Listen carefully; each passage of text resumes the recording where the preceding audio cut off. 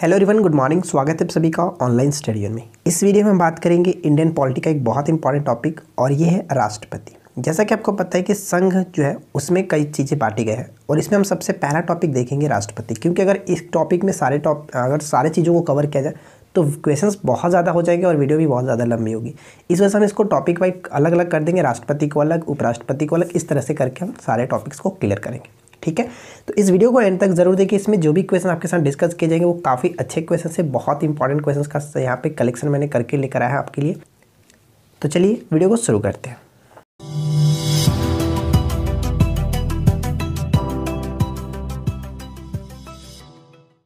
आज के इस वीडियो का फर्स्ट क्वेश्चन ये बनता है कि संविधान के निम्नलिखित अनुच्छेदों में से किस एक के अंतर्गत संघ की कार्यपालिका शक्तियां राष्ट्रपति में निहित होगी। देखिए, संघ की कार्यपालिका शक्ति राष्ट्रपति में निहित होगी, ये बात कही गई है आर्टिकल 53 में। ऑप्शन हम यहाँ पे बी को टिक कर सकते हैं। और आर्टिकल 53 में ये बात कही गई है कि जो संघ की कार्यपालिका शक्ति होगी वो राष्ट्रपति में निहित होगी और वह इसका प्रयोग जो वो स्वयं भी कर सकता है या अपने अधीनस्थ पदाधिकारियों के माध्यम से करेगा। ठीक है, अब यहाँ पे आर्टिकल हम अगर 51 देखें तो 51 का आपको पता है कि 51 में क्या है कि जो कि भारत की विदेश नीति के बारे में बात की गई है, या फिर हम कह सकते हैं अंतर्राष्ट्रीय शांति सुरक्षा से संबंधित ये बात है। ठीक है, 55 के यानी कि राष्ट्रपति संबंधित नहीं है, आप इसको थोड़ा सा ध्यान रखेंगे। और अगर 55 के बारे में बात करें तो 55 के अंतर्गत क्या है कि राष्ट्रपति के निर्वाचन की रीति इसमें इंक्लूड की गई है। और 58 क्या है तो 58 में ध्यान रखेंगे राष्ट्रपति के पद के लिए जो योग्यताएं हैं वो इसमें बात कही गई है। तो ये सभी चीज़ें इंपॉर्टेंट है, आप इनको याद रखिएगा। चलिए फिलहाल देखते हैं सेकंड क्वेश्चन क्या है। क्वेश्चन नंबर सेकंड हमारा कह रहा है कि भारतीय संविधान भारत के राष्ट्रपति को अधिकार नहीं देता है। भारतीय संविधान भारत के राष्ट्रपति को अधिकार नहीं देता है।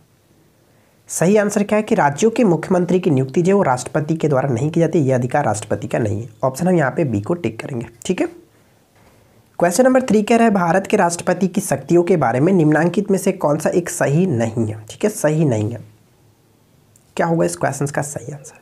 तो देखिए, इस क्वेश्चन का राइट आंसर की हम बात करें तो करेक्ट आंसर होगा ऑप्शन हम यहाँ पे किसे टिक करेंगे, ए, जो कि राष्ट्रपति को सर्वोच्च न्यायालय के परामर्श को स्वीकार करना चाहिए। ये जहाँ पे जो बात है ये गलत हो रहा है, क्योंकि ये उसके हम कह सकते हैं विवेक पे निर्भर करता है कि वो उनको परामर्श लेना चाहिए, स्वीकार करना चाहिए, नहीं करना चाहिए। और ऐसे आपको पता है कि आर्टिकल 143 में ये बात कही गई है कि जो कि सलाह के बारे में। ठीक है, तो ये चीज़ आप याद रखेंगे कि राष्ट्रपति जो है सर्वोच्च न्यायालय से परामर्श ले सकता है। ऑप्शन यहाँ पे हम ए को टिक करेंगे, जो कि इसके संबंधित सही नहीं है। आगे बढ़ते हैं। आपातकाल में किसी राज्य विधानसभा की अवधि बढ़ाई जा सकती है। आपातकाल में किसी राज्य विधानसभा की अवधि बढ़ाई जा सकती है। किसके द्वारा बढ़ाई जा सकती है तो संसद के द्वारा बढ़ाई जा सकती है। ऑप्शन बी को टिक करेंगे। अगला प्रश्न बनता है कि राष्ट्रपति के निर्वाचन में राज्य के मुख्यमंत्री मतदान करने के लिए पात्र नहीं होगा यदि, बताइए कि नहीं होगा, पात्र नहीं होगा यदि। सही आंसर क्या है, ऑप्शन हम यहाँ पे सी को टिक करेंगे।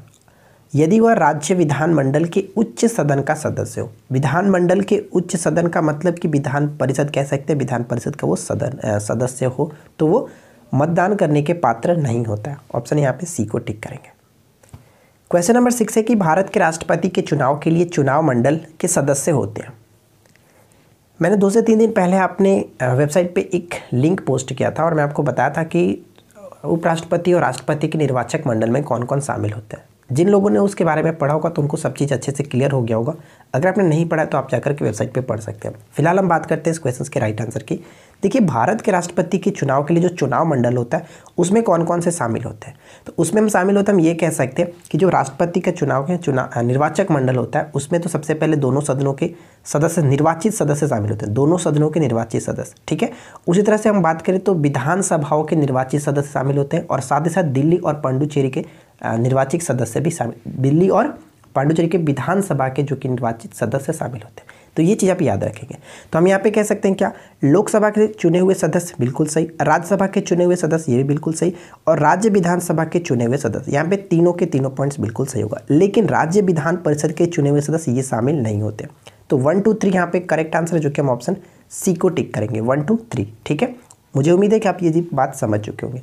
अगर यहीं पर बात उपराष्ट्रपति की जाती तो उपराष्ट्रपति के निर्वाचक मंडल में सिर्फ और सिर्फ दोनों सदनों के सभी जो सदस्य, निर्वाचित सदस्य होते हैं वो में शामिल किए जाते हैं। ठीक है, चलिए अगला प्रश्न बनता है कि राष्ट्रपति और उपराष्ट्रपति की अनुपस्थिति में कौन राष्ट्रपति का कार्यभार ग्रहण करेगा। अगर राष्ट्रपति और उपराष्ट्रपति दोनों की अनुपस्थिति हो तो उस वक्त सर्वोच्च न्यायालय के मुख्य न्यायाधीश जो होते हैं वो राष्ट्रपति के कार्यभार ग्रहण करते हैं। ऑप्शन हम यहाँ पे ए को टिक करेंगे। अगला प्रश्न बनता है कि देखिए नेक्स्ट क्वेश्चन भी काफ़ी अच्छा प्रश्न है, इसको थोड़ा सा ध्यान से समझ लीजिएगा। क्वेश्चन कह रहा है कि भारतीय राष्ट्रपति के विषय में निम्नलिखित कथनों पर विचार कीजिए। तो बताइए कि यहाँ पे जो सही होगा वो क्या होगा, क्या सही है। तो चलिए देख लेते हैं। पहला पॉइंट कह रहा है कि उसे भारत का जन्म से नागरिक होना चाहिए। देखिए जन्म से नागरिक होना चाहिए कहीं बात नहीं की है। अगर हम बात करें राष्ट्रपति की योग्यता से संबंधित आर्टिकल 58 में क्या कहा गया कि 58 में ये कहा गया कि राष्ट्रपति वो बन सकते हैं जो भारत के नागरिक हो। भारत के नागरिक को ऐसा बिल्कुल नहीं कहा गया कि जन्म से नागरिक हो। तो ये पॉइंट बिल्कुल गलत है। चाहे वो किसी भी तरह से अगर भारत की नागरिकता प्राप्त कर लेता है, भारत का एक नागरिक हो जाता है, तो वो राष्ट्रपति बनने के योग्य है। तो पहला पॉइंट तो बिल्कुल हम कह सकते हैं ये गलत हो जाता है। सेकेंड पॉइंट क्या है कि उसे 35 वर्ष की उम्र पूरी कर लेनी चाहिए। ये बिल्कुल सही है कि 35 वर्ष आयु होनी चाहिए। थर्ड पॉइंट कह रहा है कि उसे संसद का सदस्य निर्वाचित होने की योग्यता रखनी चाहिए। ये पॉइंट भी गलत है। अब क्यों गलत है मैं आपको वो बता दूं। देखिए राष्ट्रपति के पद के लिए जो बात कही गई है वो संसद नहीं, लोकसभा का सदस्य निर्वाचित होने की योग्यता रखनी चाहिए। ठीक है, लोकसभा, यहाँ पे ध्यान दीजिएगा, संसद नहीं। संसद में दोनों आ जाते हैं, राज्यसभा और लोकसभा, लेकिन राज्यसभा नहीं, सिर्फ और सिर्फ लोकसभा का सदस्य निर्वाचित होने की योग्यता रखनी चाहिए। ठीक है, तो हम यहाँ पे कहेंगे कि सिर्फ और सिर्फ सेकंड पॉइंट ही सही है, इसलिए ऑप्शन हम डी को टिक करेंगे, केवल 2 सही है। उम्मीद करते हैं ये बात आपने समझ लिया होगा। अगला प्रश्न बनता है कि अगर भारत के राष्ट्रपति के चुनाव में कोई विवाद है तो उस विवाद को सौंपा जा सकता है। उस विवाद को जो कि भारत के सर्वोच्च न्यायालय को सौंपा जाएगा। ऑप्शन बी को टिक करेंगे।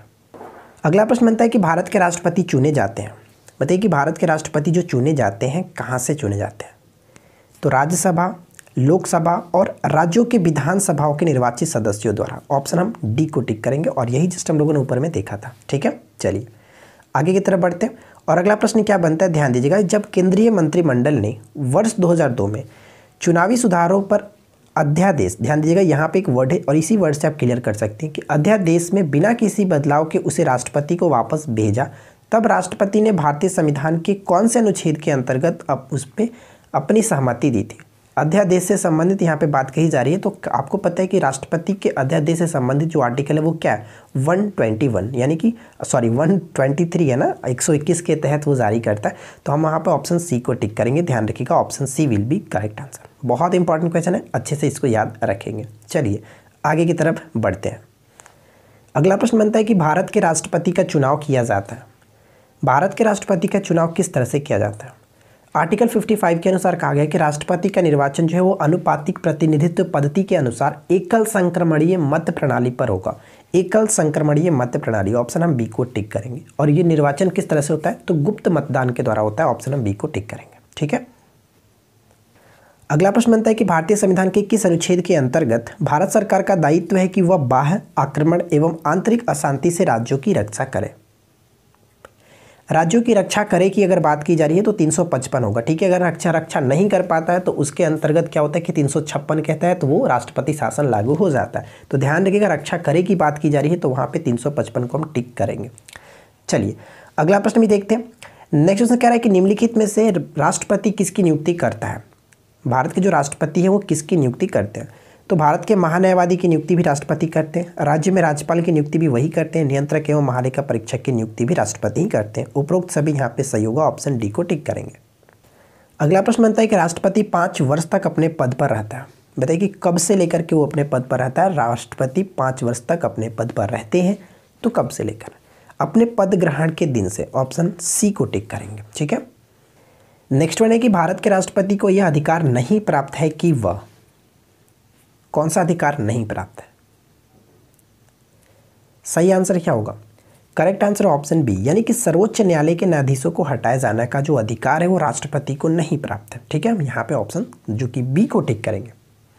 नेक्स्ट वन ये बनता है कि भारत के राष्ट्रपति किसकी अनुशंसा पर लोकसभा को भंग कर सकते हैं। बताइए कि राष्ट्रपति जो है वो लोकसभा को किसकी अनुशंसा पर भंग कर सकते हैं। तो मंत्रिपरिषद की अनुशंसा पर। ऑप्शन हम डी को टिक करेंगे। ठीक है, और लोकसभा का विघटन जो होता है वो किस आर्टिकल के तहत, 85 के तहत। ये चीज़ आप याद रखेंगे। लेकिन राज्यसभा का विघटन नहीं होता। ये क्वेश्चन बहुत बार पूछा जाता है कि राज्यसभा को कौन जो कि विघटित कर सकता है, भंग कर सकता है। तो राज्यसभा एक अस्थायी सदन है, वो कभी विघटित नहीं होता है, कोई नहीं करता है। अगला प्रश्न बनता है कि एक विधेयक जो संसद में प्रस्तुत किया जाता है कौन सी क्रिया के बाद अधिनियम बन जाता है। देखिए कोई विधेयक जो संसद में प्रयुक्त होता है तो प्रस्तुत होता है तो किस क्रिया के बाद वो एक अधिनियम बन जाता है, जब राष्ट्रपति उस पर अपना हस्ताक्षर कर दे, यानी कि जब राष्ट्रपति अपनी सहमति दे देता है तो कह सकते हैं कि वो एक अधिनियम बन जाता है। यहाँ पे ऑप्शन हम बी को टिक करेंगे। अगला प्रश्न बनता है कि भारत का राष्ट्रपति आपात की घोषणा कर सकता है यदि खतरा, बताइए कि कब वो घोषणा कर सकता है। भारत का राष्ट्रपति आपात की घोषणा कब कर सकता है, बाहरी आक्रमण, ठीक है, बाहरी आक्रमण के साथ सशस्त्र विद्रोह हो तब, ठीक है।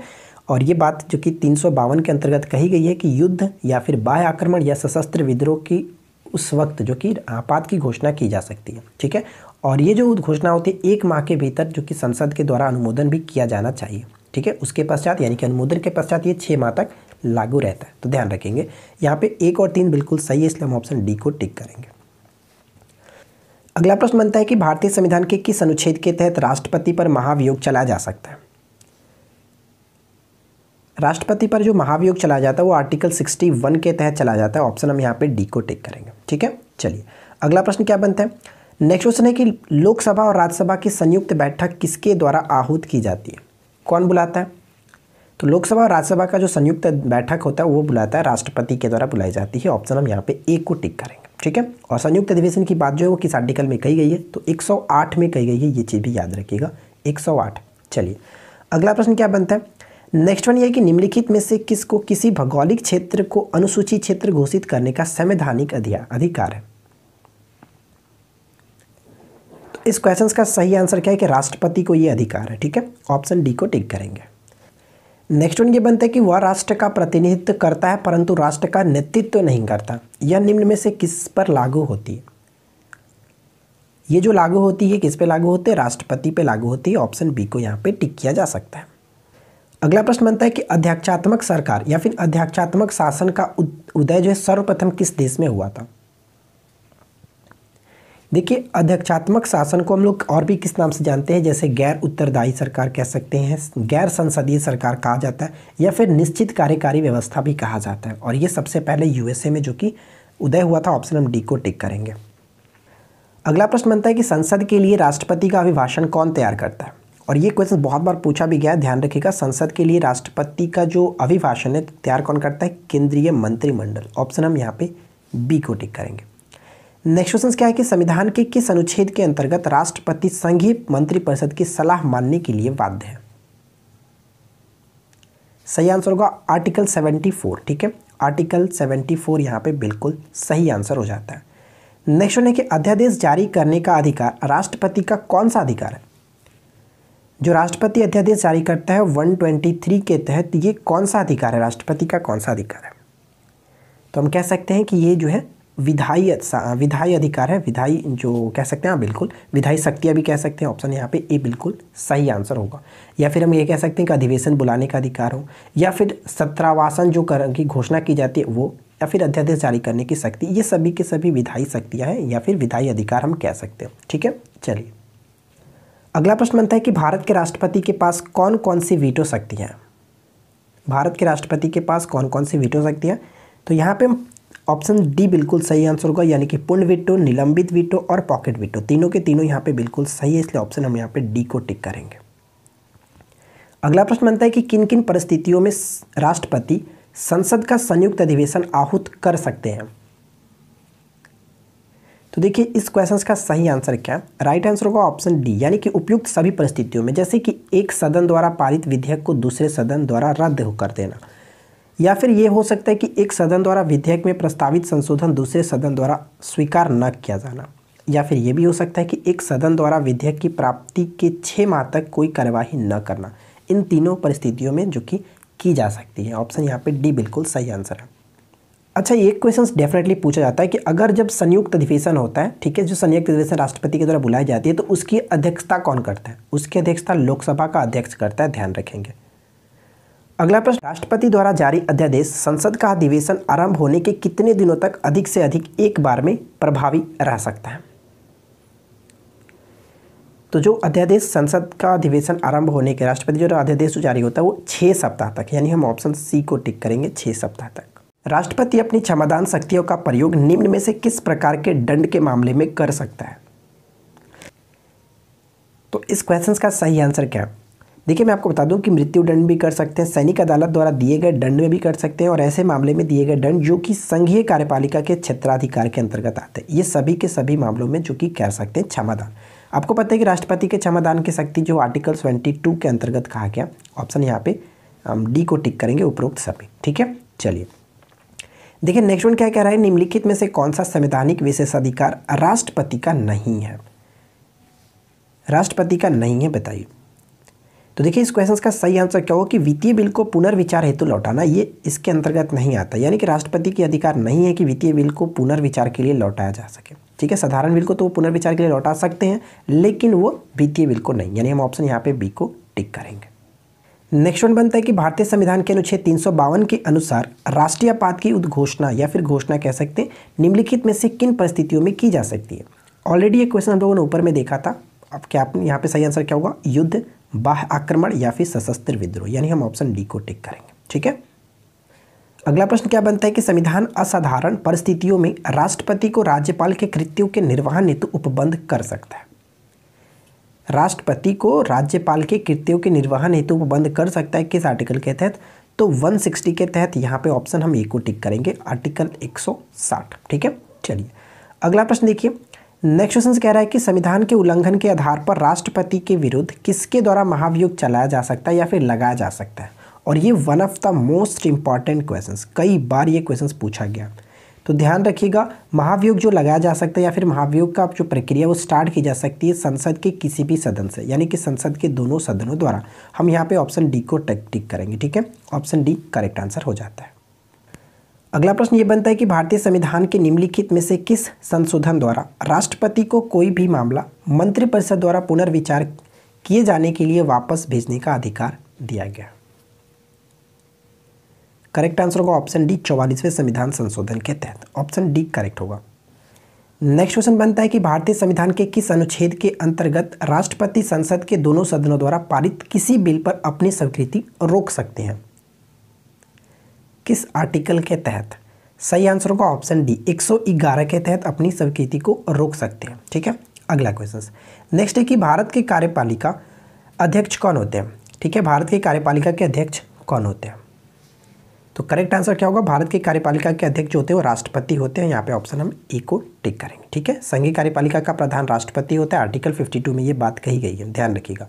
चलिए अगला प्रश्न क्या बनता है? नेक्स्ट क्वेश्चन ये कि भारतीय संविधान का कौन सा अनुच्छेद राष्ट्रपति के पद के लिए पुनर्निर्वाचन, ठीक है, पुनर्निर्वाचन की योग्यताएं निर्धारित करता है? तो आपको पता है कि कोई भी व्यक्ति भारत में जितनी मन चाहे उतनी बार राष्ट्रपति पद के लिए निर्वाचित हो सकता है। तो वो किस आर्टिकल के तहत? तो 57 के तहत। ठीक है, 57। अगर हम बात करें 59 क्या है, तो 59 क्या है कि अपने कार्यकाल की अवधि में कोई अन्य पद धारण नहीं कर सकता, ये बात कही गई है। 58 क्या है? तो 58 के तहत आपको पता है कि राष्ट्रपति की योग्यताओं से संबंधित जो बात कही गई थी, ऑलरेडी हम लोग ऊपर में देखा था। 55 क्या है? तो 55 में कहा गया है कि राष्ट्रपति की जो निर्वाचन की रीति है इसके बारे में इसमें वर्णन किया गया। ठीक है ना, चलिए नेक्स्ट क्वेश्चन बनता है कि भारतीय संविधान का कौन सा अनुच्छेद राष्ट्रपति को उच्चतम न्यायालय से परामर्श करने की शक्ति प्रदान करता है? ऑलरेडी हम इस क्वेश्चन के बारे में देखे थे, 143। ठीक है, ऑप्शन सी बिल्कुल सही आंसर हो जाता है। अगला प्रश्न बनता है कि प्रायः किसकी सलाह पर राज्य में राष्ट्रपति शासन लागू किया जाता है? किसकी सलाह पर राष्ट्रपति शासन जो लागू किया जाता है? राष्ट्रपति शासन 356 के तहत लागू होता है। ठीक है, ध्यान रखेंगे। और ये जो कि गवर्नर यानी कि राज्यपाल, ठीक है, राज्यपाल की सलाह पर राज्य में राष्ट्रपति शासन लागू किया जाता है। अगला प्रश्न बनता है कि भारत के पूर्व राष्ट्रपतियों में निम्नलिखित में से कौन बिहार के राज्यपाल रह चुका है? बहुत अच्छा प्रश्न है, थोड़ा सा ध्यान से समझ लीजिएगा कि वो पूर्व राष्ट्रपति कौन है। यहाँ पे जो दिए गए पूर्व राष्ट्रपति कौन थे जो कि बिहार के राज्यपाल भी रह चुके हैं। देखिए मैं आपको बता दूं कि बिहार के राज्यपाल के रूप में इन्होंने सेवा किया, और वो कौन है? तो डॉक्टर जाकिर हुसैन। ठीक है, डॉक्टर जाकिर हुसैन बिहार के राज्यपाल के रूप में इन्होंने सेवा किया था। साथ साथ ये उपराष्ट्रपति पद पे रहे और उसके बाद देश के तीसरे राष्ट्रपति बने थे। ठीक है, तीसरे राष्ट्रपति, और साथ ही साथ मुस्लिम पहले ये यानी कि पहले मुस्लिम राष्ट्रपति बने थे। ये चीज़ भी आप याद रखेंगे। अगला प्रश्न बनता है कि भारतीय संसद का संयुक्त अधिवेशन निम्नलिखित में से कौन बुला सकता है? तो जस्ट वही बात होगी, कौन आहूत करता है? तो राष्ट्रपति ही बुला सकते हैं। ऑप्शन यहाँ पे ए को टिक करेंगे। ठीक है, अगला प्रश्न, भारतीय संविधान के किस अनुच्छेद के अंतर्गत किसी राज्य में राष्ट्रपति शासन लागू किया जा सकता है। किसी राज्य में राष्ट्रपति शासन जो है लागू किया जा सकता है किस आर्टिकल के तहत? तो 356। ठीक है, आपको पता होगा कि भारतीय संविधान में 3 प्रकार के आपात की घोषणा की गई है, जैसे कि 352 के तहत राष्ट्रीय आपात, 356 के तहत राष्ट्रपति शासन और 360 के तहत वित्तीय आपात की बात कही गई है। वित्तीय आपात तो अभी तक एक बार भी नहीं लगा, लेकिन राष्ट्रीय आपात की बात करें तो राष्ट्रीय आपात 3 बार लगा है। ठीक है, अब तक 3 बार लगा। पहला 1962 में चीन के आक्रमण के समय, 1971 जो कि पाकिस्तान के आक्रमण के समय, और तीसरा जो आक्रमण ही था वो था तीसरा 1975 में आंतरिक अशांति के कारण, जो कि राष्ट्रीय आपात लागू की गई थी। तो ये 3 चीज़ जो कि आपको बहुत अच्छे तरीके से याद रखनी है। नेक्स्ट वन ये कि निम्न में से किस अनुच्छेद के अंतर्गत भारत के राष्ट्रपति मूल अधिकारों के कार्यान्वयन को स्थगित कर सकते हैं? ठीक है, यानी कि 20 और 21 के अतिरिक्त। ठीक है, 20 और 21 तो किसी भी हालत में नहीं होते, तो बताइए कि इसके अतिरिक्त कर सकते हैं किस आर्टिकल के तहत? तो 359 के तहत। ठीक है, ऑप्शन सी को टिक करेंगे 359 के तहत। निम्न में से भारत का राष्ट्रपति किसकी नियुक्ति नहीं करता है? जो भारत के राष्ट्रपति हैं वो किसकी नियुक्ति नहीं करते? उपराष्ट्रपति की नियुक्ति भारत के राष्ट्रपति के द्वारा नहीं की जाती है। ऑप्शन हम यहाँ पे ए को टिक करेंगे। उपराष्ट्रपति जो होते हैं वो राज्यसभा के पदेन अध्यक्ष होते हैं, ये चीज़ याद रखेंगे। अगला प्रश्न बनता है कि भारत के निम्नलिखित राष्ट्रपतियों में से कौन ट्रेड यूनियन आंदोलन से संबंध रहा है? तो बताइए कि यहाँ पे जो राष्ट्रपति दिए हैं वो कौन है ट्रेड यूनियन आंदोलन से संबंधित रहे थे? तो इस क्वेश्चन का सही आंसर क्या है? तो मैं आपको बता दूं कि भारत के जो चौथे राष्ट्रपति थे डॉक्टर वीवी गिरी, वो ट्रेड यूनियन आंदोलन से संबंधित रहे थे, और साथ ही साथ वो 2 बार अखिल भारतीय ट्रेड यूनियन कांग्रेस के अध्यक्ष भी रह चुके थे। तो ये चीज़ आप याद रखिएगा। अच्छा, वीवी गिरी से रिलेटेड एक क्वेश्चन और बन सकता है कि वो एकमात्र राष्ट्रपति कौन है जो कि कार्यवाहक, कह सकते हैं कि कार्यवाहक राष्ट्रपति पद से त्याग पत्र देकर के वो राष्ट्रपति के लिए चुनाव लड़े थे, और वो वीवी गिरी ही हैं। तो ध्यान रखिएगा वीवी गिरी। ठीक है, चलिए अगला प्रश्न देख लीजिए क्या कह रहा है कि भारतीय राष्ट्रपति का निर्वाचन किस प्रकार होता है? भारतीय राष्ट्रपति का निर्वाचन किस प्रकार होता है? तो अप्रत्यक्ष मतदान से किया जाता है। तो ऑप्शन यहाँ पे डी को टिक करेंगे। नेक्स्ट क्वेश्चन क्या कह रहा है कि भारत के राष्ट्रपति ने जिस एक मामले में अपने पॉकेट वीटो की शक्ति का प्रयोग किया था, सही आंसर क्या होगा? करेक्ट आंसर होगा ऑप्शन सी, भारतीय डाक जो घर संशोधन विधेयक था 1986 में। ठीक है, 1986 जो संशोधन अधिनियम था उसमें पहली बार राष्ट्रपति ज्ञानी जैल सिंह जो है उन्होंने वीटो का प्रयोग किया था। ऑप्शन सी को टिक करेंगे। नेक्स्ट वन है कि राष्ट्रपति की क्षमा आदि की जो शक्ति है वो क्या है, किस प्रकार की उनकी शक्ति है? तो सही आंसर होगा ये एक न्यायिक शक्ति है। ऑप्शन बी को टिक करेंगे, न्यायिक शक्ति है। अगला प्रश्न क्या कह रहा है कि राष्ट्रपति राष्ट्रीय आपात की घोषणा कर सकता है, किस आधार पे करते हैं? तो राष्ट्रीय आपात की घोषणा ऑलरेडी हम कई बार देख चुके हैं। यहाँ पे करेक्ट आंसर क्या होगा कि हथियारबंद विद्रोह के आधार पर, बाह्य आक्रमण के आधार पर और युद्ध के आधार पर। यहाँ पे तीनों के तीनों बिल्कुल सही आंसर है। ऑप्शन यहाँ पे डी को टिक करेंगे। ठीक है, चलिए नेक्स्ट क्या कहता है कि राष्ट्रपति शासन अधिकतम लगाया जा सकता है। जो राष्ट्रपति शासन होता है अधिकतम लगाया जा सकता है। 356 के तहत राष्ट्रपति शासन लगता है, और अधिकतम जो लगता है वो 3 वर्ष तक के लिए लग सकता है। ऑप्शन यहाँ पे डी को टिक करेंगे। पहली बार क्या होता है कि 2 माह के भीतर जो है वो अनुमोदन के पश्चात 6 माह तक लागू रहता है, और उसके बाद हम अधिकतर इसको बढ़ा करके 3 वर्षों तक बढ़ाया जा सकता है। ठीक है ना, चलिए अगला प्रश्न में क्या कह रहा है कि किसने कहा था कि राष्ट्रपति का आपातकालीन अधिकार संविधान के साथ धोखा है? ये बात किसने कहा था कि राष्ट्रपति का आपातकालीन अधिकार संविधान के साथ धोखा है? हृदयनाथ कुंजरू जो है इन्होंने ये बात की थी, हृदयनाथ कुंजरू। ऑप्शन डी को टिक करेंगे। बहुत अच्छा प्रश्न, इसको ध्यान में रखेंगे। देखिए नेक्स्ट वन क्वेश्चन क्या कह रहा है कि निम्नलिखित में से कौन भारत के राष्ट्रपति के निर्वाचक मंडल का तो भाग है परंतु उसके महाभियोग के अधिकरण का भाग नहीं है? यानी कहने का मतलब ये हुआ कि राष्ट्रपति के निर्वाचन मंडल में वो भाग लेता है, परंतु जब महाभियोग की बात की जाती है, राष्ट्रपति पर महाभियोग, उस वक्त इसमें ये भाग नहीं लेता। और वो कौन है? तो राज्यों की विधानसभाएं ये निर्वाचक मंडल में भाग लेती हैं, लेकिन महाभियोग के समय ये भाग नहीं लेती हैं। ऑप्शन यहाँ पे सी को टिक करेंगे। ठीक है, चलिए अगला क्वेश्चन देखिए। नेक्स्ट वन ये कि भारतीय संविधान में समस्त कार्यपालिका शक्तियाँ किसमें निहित होती है? तो इसके बारे में तो मुझे नहीं लगता कि अब आपको बताने की ज़रूरत होगी। इस क्वेश्चन का सही आंसर क्या है? करेक्ट आंसर होगा ऑप्शन सी, राष्ट्रपति में निहित होती है। ऑप्शन सी को टिक करेंगे। और मुझे उम्मीद है कि आप लोग को आज का ये वीडियो अच्छा लगा होगा। वीडियो अगर अच्छा लगा हो तो वीडियो को लाइक कीजिए, अपने दोस्तों के साथ शेयर कीजिए, और नीचे कमेंट्स करके जरूर बताइएगा ये वीडियो आपको कैसी लगी। और बाकी क्या, चैनल पर सब्सक्राइब नहीं कर रहे हैं तो सब्सक्राइब करके नोटिफिकेशन बिल को ऑन रखिए, क्योंकि यहाँ पे आपको हर सब्जेक्ट से टॉपिक वाइज कराने की पूरी कोशिश की जा रही है। ऑलरेडी आपको बहुत सारे टॉपिक्स क्लियर कराया जा चुका है, प्लेलिस्ट में आप जा करके चेक कर सकते हैं। तो हम मिलते हैं आपके साथ किसी और वीडियो में नेक्स्ट टॉपिक के साथ। Thanks for watching, keep learning, have a good day.